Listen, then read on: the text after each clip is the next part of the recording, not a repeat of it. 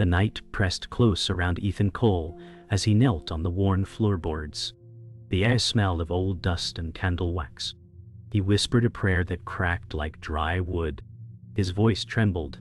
"If anyone hears me, show me something real." The single candle before him shivered, though no wind moved.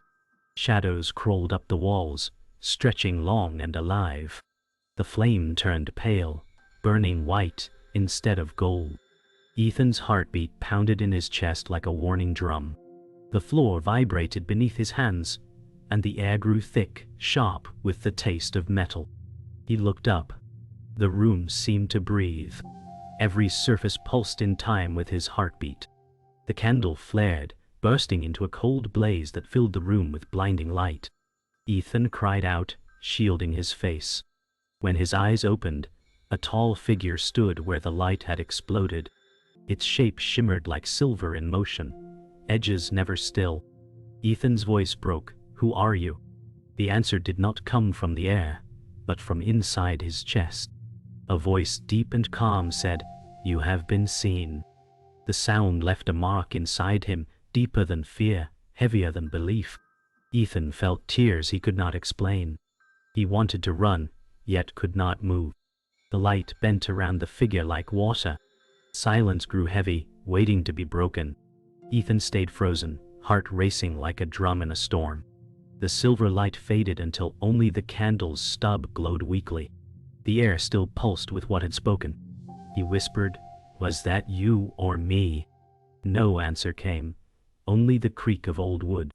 He felt a heat on his chest, the echo of the words, "You have been seen." His fingers traced the spot as if searching for proof. The silence felt alive, pressing close. He rose slowly, knees stiff, eyes darting to the corners. The walls looked different now, breathing with a pale shimmer. Ethan said softly, "If this is madness, let it teach me something." The candle flared once more, gentle now, calm as breath. Its light formed patterns on the wall, like wings folded in rest. A faint whisper stirred the air, not words but knowing. Ethan felt the fear ease, replaced by trembling wonder. Morning found Ethan hollow-eyed but awake. He sat by the window, staring at pale dawn light creeping over the rooftops. The voice from the night echoed in his mind.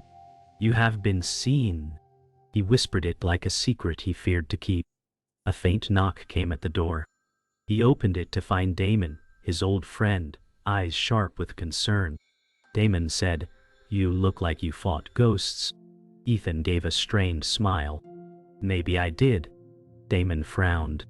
"You need rest, not angels." The word stung. Doubt slid back into Ethan's heart, cold and heavy. He turned away, unable to answer. Outside, church bells rang low across the city, sounding less like faith and more like warning. Ethan walked alone through empty streets. Rain began to fall, soft as whispered prayers. Every drop echoed in his mind. The world seemed sharper, alive with unseen meaning.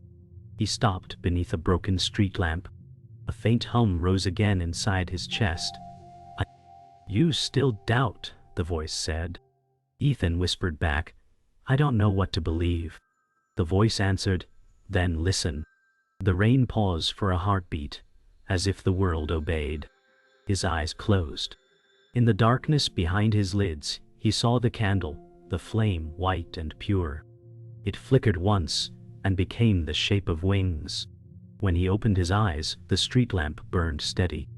The voice was gone, but the peace remained. Later that night, Ethan returned to the attic. The candle's remains lay cold on the floor. He sat where the light once burned and whispered, "If you see me, don't turn away." His voice cracked, the room echoing each word like confession.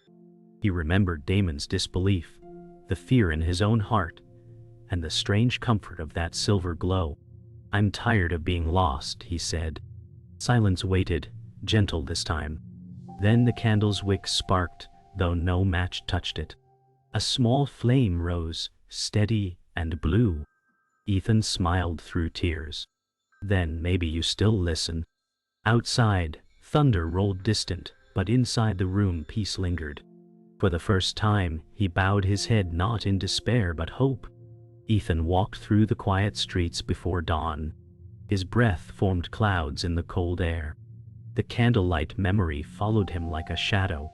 He entered an old church, whose doors creaked in protest. Inside, Father Gabriel Hale waited near the altar, a man of faith with eyes both kind and tired. Gabriel said, "You have seen something, haven't you?" Ethan nodded, his voice weak. "It wasn't a dream." Gabriel motioned for him to sit. Dream or not, truth finds its own path. The church smelled of incense and old wood. Neowite. Light from the stained glass fell across Gabriel's hands. "Tell me what you fear," he said. Ethan whispered, "That it wasn't real, and if it was, that I'm not worthy."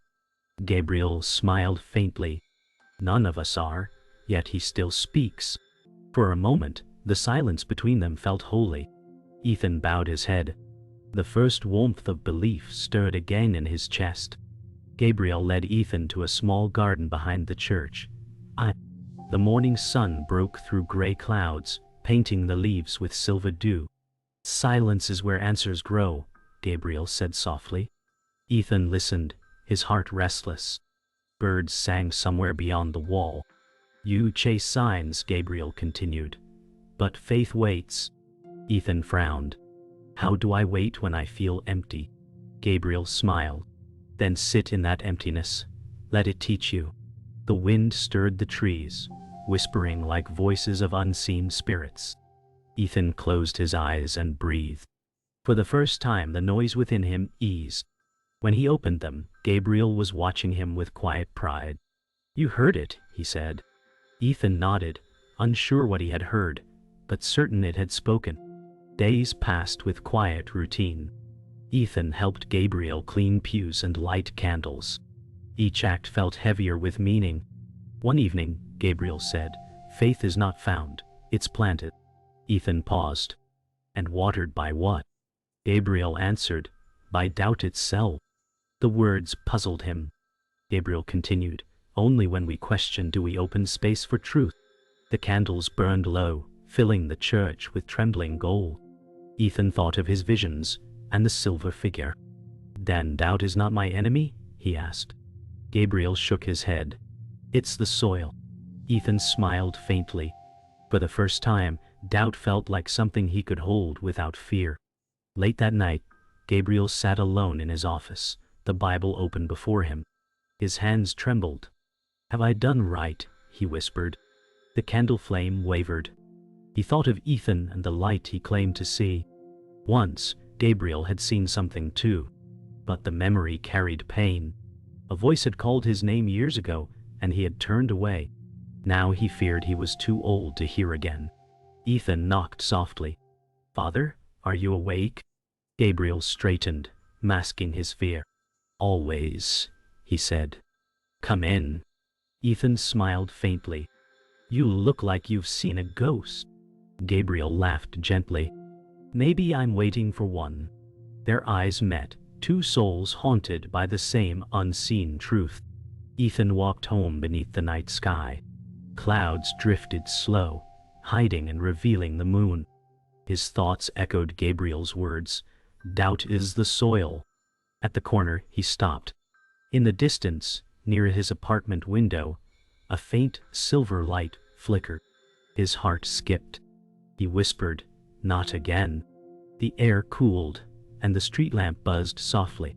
The light pulsed once more and then vanished. Ethan stood alone, but not afraid. Something had changed. He no longer begged for signs, he began to expect purpose. Far behind him, the church bell rang once, deep and certain, like a promise that tomorrow would ask more of him.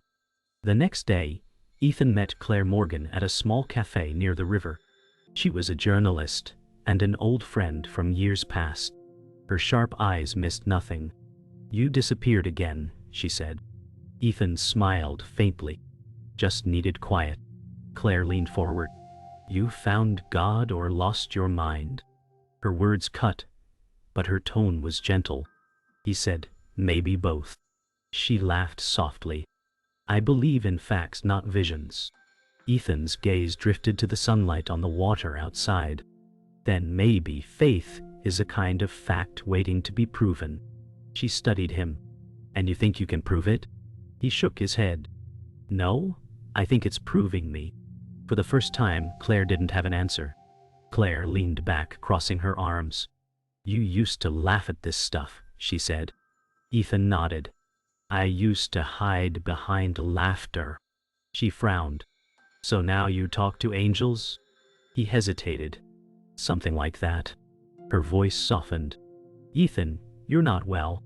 He looked down at his hands. I thought so too. But when you see something pure, you can't unsee it. Claire sighed, stirring her coffee. Pure or not, it's dangerous when belief replaces reason. Ethan replied. Maybe reason was never enough. Her eyes flickered with something close to sadness. They both sat silent, the world outside moving as if untouched by their storm. They walked along the river after leaving the cafe. The sky turned overcast, light fading to gray. Claire said, if this thing you saw was real, why you? Ethan smiled weakly. Maybe because I was lost. She replied, or lonely. He nodded. Same thing maybe. A cold wind blew across the water. Claire wrapped her coat tighter. Faith can be comfort or cage, she said. Ethan answered, and disbelief can be both too. They stopped on the bridge, the city lights flickering below. For a moment, neither spoke. Something unspoken passed between them, an understanding shaped by doubt and love. That night, Claire sat alone in her apartment, replaying Ethan's words. She stared at her computer screen but could not write. The city lights outside flickered through her window. She whispered, what if he's right? For years she had trusted logic like a wall, but now it cracked. Her mind returned to the look in his eyes, honest, unshaken. She closed her laptop and stood by the window. The reflection in the glass seemed to move. For a moment, she saw faint white light behind her. She turned quickly. Nothing there. Yet her pulse quickened. No, she said, I don't believe. But her voice trembled. The first seed of doubt had been planted in her reason. Claire met Ethan again the next morning. Her eyes showed little sleep. I saw something last night, she said quietly. Ethan looked surprised. What did you see? She shook her head. Maybe just my mind. He smiled gently. That's how it begins. She frowned but didn't argue. I don't like this, she said. It feels like losing control. Ethan replied, maybe it's finding it. She exhaled sharply, then laughed in disbelief. You sound like a preacher. He smiled. I'm just learning to listen. Claire stared at him, unsure whether to fear him or follow. The air between them carried both warning and promise. Ethan sat in his dim apartment, staring at the rain tracing lines on the glass. The memory of Claire's shaken face haunted him. He felt the weight of voices that would not rest. A soft knock sounded. When he opened the door, a man stood there, familiar yet aged by sorrow. Ethan, the man said quietly. It's been years. Ethan froze. Michael. The name tasted like regret. Michael Reed stepped inside, his eyes heavy with apology. I heard what's happening. I thought maybe I could help. Ethan whispered, you left without a word. Michael lowered his gaze. I ran from my guilt. I can't run anymore. The silence stretched until Ethan nodded. Then stay. The rain outside grew steady, washing away the dust of years.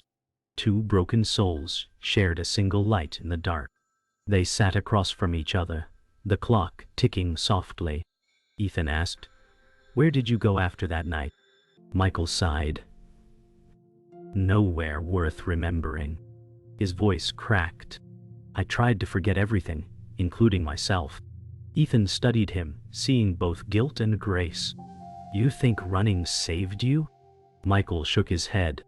It saved no one.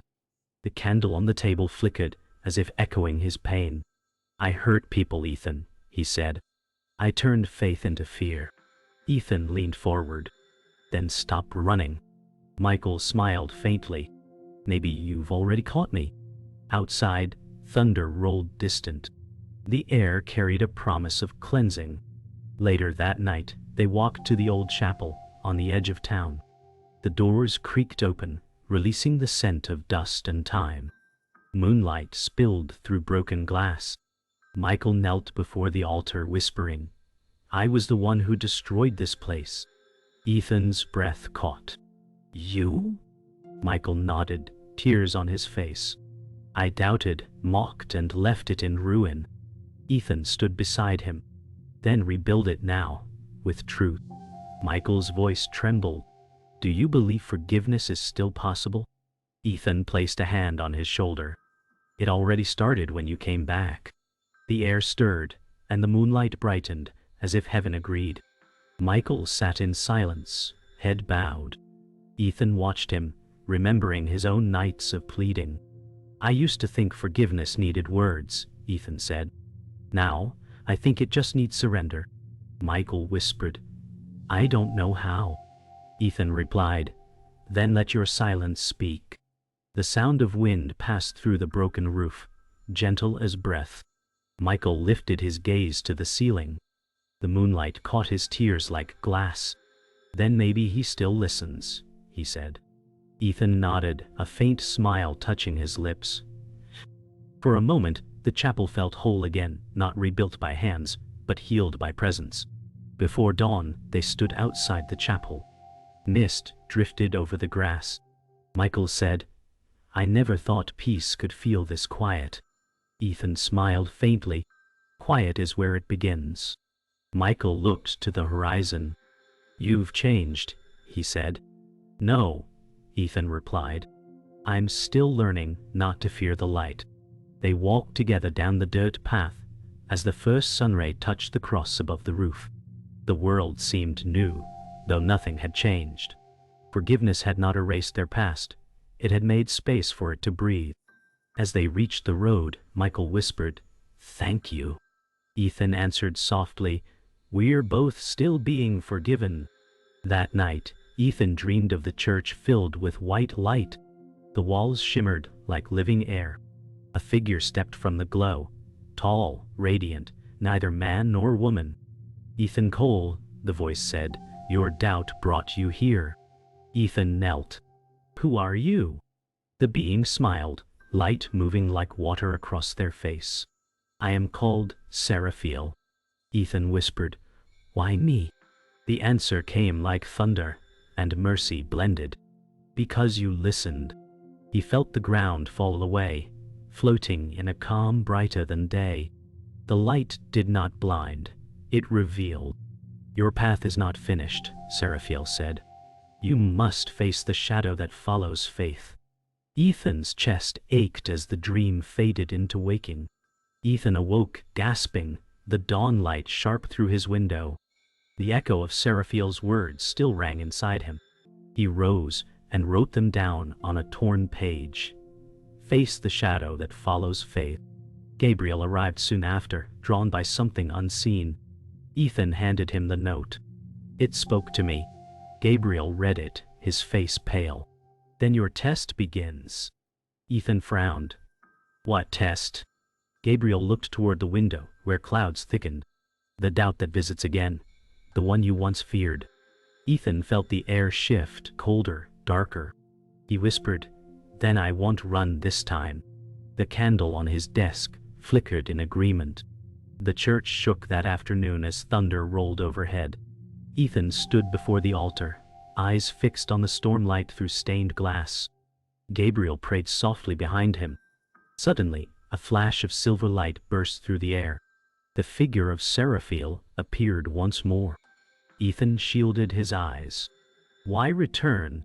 The angel's voice was both inside and around him. "Because doubt never leaves untested." Lightning struck outside, shattering the old window. Ethan cried out but did not fall.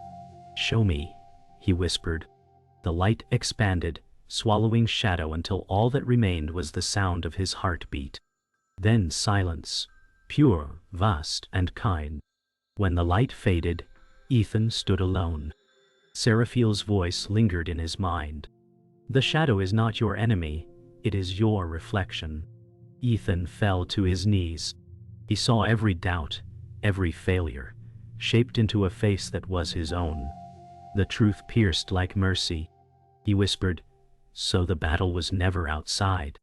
The voice replied, "And never will be." Tears burned his eyes as peace filled the space where fear had lived. Gabriel stepped forward, awe in his eyes. "You saw it, didn't you?" Ethan nodded. "And it saw me." The storm outside cleared, sunlight pouring through the open window. Ethan stood at the altar as dawn returned. The church was quiet, the air still warm from divine fire. He whispered, "If the shadow is part of me, then I accept it." The candle flames steadied. Gabriel smiled from afar. "Then you are free." Ethan turned toward the door, sunlight painting his face. "Where do I go now?" Gabriel answered, "Where faith walks beside doubt." Ethan smiled, feeling both heavy and light. The world outside waited, unchanged yet new. He stepped into the morning with open hands, the echo of a voice following him softly. "You have been seen." Thunder rolled across the city as Ethan walked through the deserted streets. His steps echoed against stone and rain. Every light flickered, as if warning him to turn back. The air carried a heaviness he had felt before, the same weight that once whispered to him in fear. A shadow stepped from the alley. It was Damon, eyes burning cold. "Still chasing ghosts?" he asked. Ethan stopped, maybe facing them. Damon smirked. "You talk about faith, but you're still mine." Ethan's chest tightened. "Not anymore." The wind howled through the street like a scream. Damon stepped closer. "Doubt isn't gone. It's me." Ethan clenched his fists.